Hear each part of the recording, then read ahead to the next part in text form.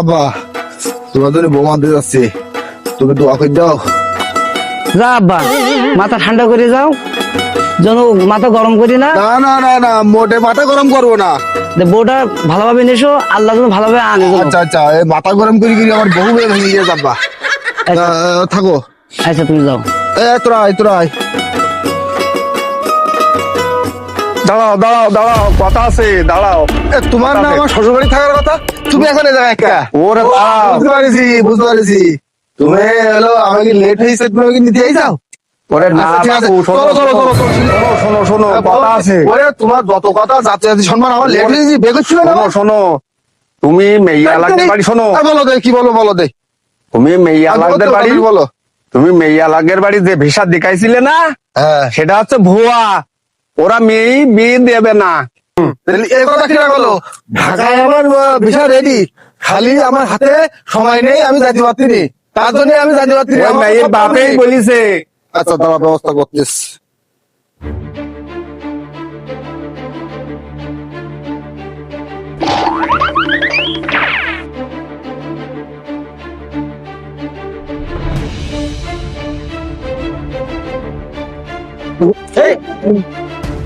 ছাড়, ছাড়, শোনো, বাড়ি দাও বাবা, ছাড়।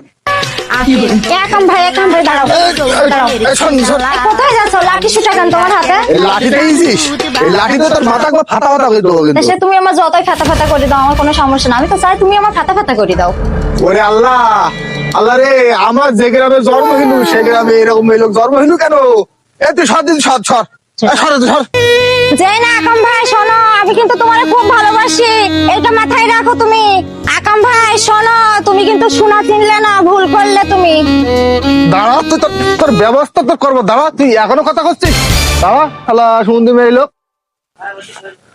আল্লাহ রাজ্জাকের আজকে ব্যবস্থা করবো।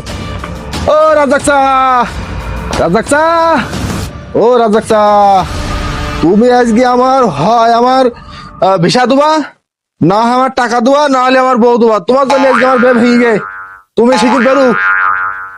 আম্মু, ওই ছেলেটা বিশাল ঝামেলা করে দিচ্ছে এই কাজে, বুঝছো? ওর একটুকে সামাল দাও দিন, আমি বাড়ির রস্তা বলার দরকার নেই। আব্বা, তুমি এসব ঝামেলা কেন করো বলো দিন? আমার কিন্তু এসব একদম পছন্দ হয় না। তুমি এসব টাকা পয়সা নিয়ে কি করো? আরে মা, আম্মু তুমি বোঝো না, এই আমাদের এই সংসারে এত বড় সংসার, এত খরচ, তুমি তো সবই বোঝো মা। আমার কাজে লাগে এসব টাকা, সংসারের কাজে লাগে, তোদেরকে মানুষ করে লেখাপড়া শিখেছি, এগুলো বুঝিস না মা, তুই একটু যেই ম্যানেজ কর মা। আচ্ছা, ঠিক আছে। যাও।